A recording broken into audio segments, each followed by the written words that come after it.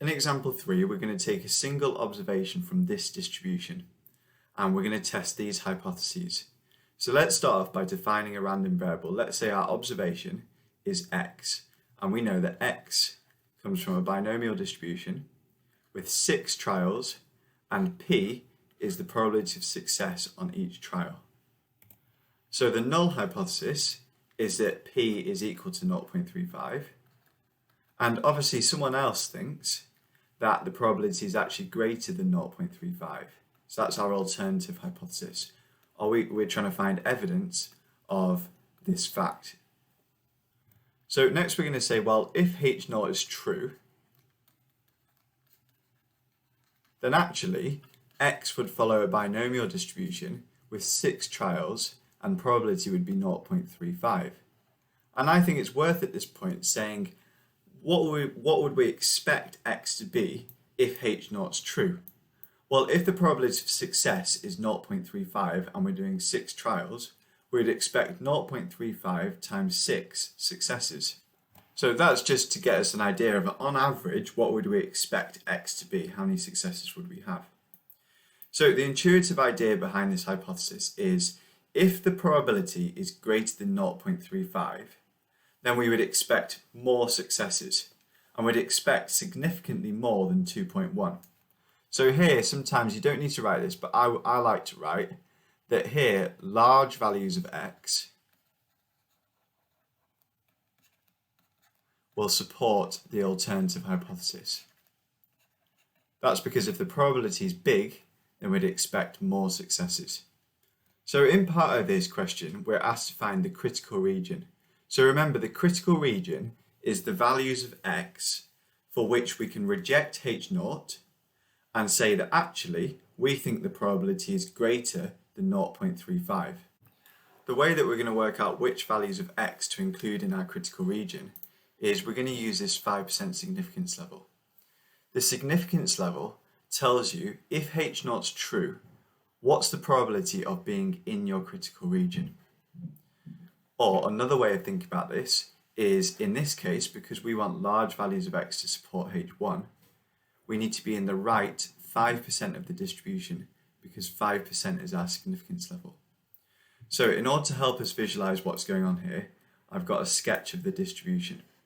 Okay, so along the horizontal axis, I've got the specific values of x, so the number of successes. And on the vertical axis, I've got the probability of each of those successes. And this is all if H0 is true. So x follows a binomial 6, 0.35. So let's just think about what this means. If the probability is greater than 0.35, then we'd expect x to be really big. Well, if we're only doing 6 successes and we had all of them successes, we're going to say, well, it's almost certain that the probability is more than 0.35. So one possibility for our critical region might be that we just say, well, we're going to reject H0 if x is equal to 6. So let's work out what the probability of being in that critical region would be in this case. So the probability of x equals 6, if you use your calculator to work that out, you'd get 0.18. And remember, you're using p is 0.35, using the null distribution probability, which you'll always do. So that means that if 6 was our critical region, so we had to have 6 successes in order to reject H0, then that probability would be 0.18, sorry, that should be percent. Okay, so we're aiming for the probability of being in the critical region to be as close to 5% as possible, but not more than 5%. So at the moment, we're miles away from 5%. So what we can do is we can include more x values in our critical region. So what we could do is we could say, well, let's say actually that our critical region might be x is greater than or equal to 5. So in order to say that the probability is more than 0.35, we'd either have to have 5 successes or 6 successes. So let's work out what the probability of x being greater than or equal to 5 is. So to work that out, you'd have to do 1 minus the probability of x being less than or equal to 4.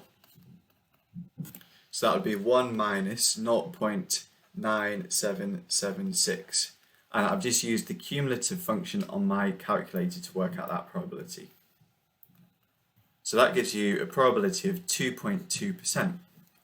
So we're getting closer to 5%. So, but we can still see if we can make the critical region a little bit bigger and include more values of x. So let's try the next value along, and let's say, well, let's say our critical region would be x is greater than or equal to 4. So let's try probability of x greater than or equal to 4. So we'd have to do 1 minus the probability of x being less than or equal to 3.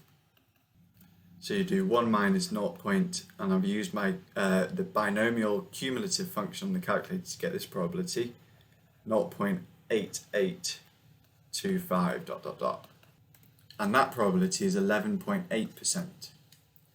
That would mean if our critical region was 4 or above, so let me just draw it in, then that probability of 4 or above, if h0 is true, would be 11.8%. Now, the significance level tells you what's the maximum probability allowed in your critical region. So 11.8% is too big. So we need to choose the probability that is as close to 5% as possible, but less than 5%, which is this one here. So that tells us that we're going to reject h0 and conclude actually the probability is not bigger than 0.35 if we have 5 or 6 successes. So we're going to say the critical region is x is greater than or equal to 5.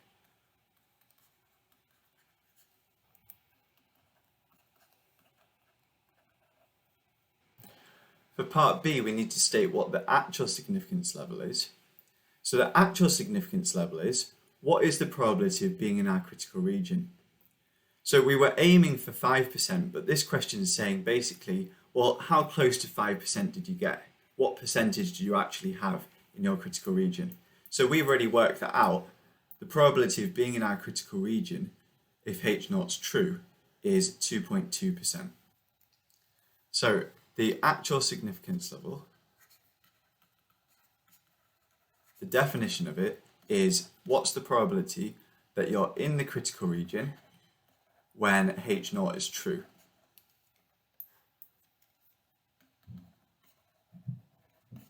And we already worked that out. That's the probability of x being greater than or equal to 5 if h0 is true. So remember, that means if x follows a binomial 6, 0.35, and we got that probability to be 2.2%.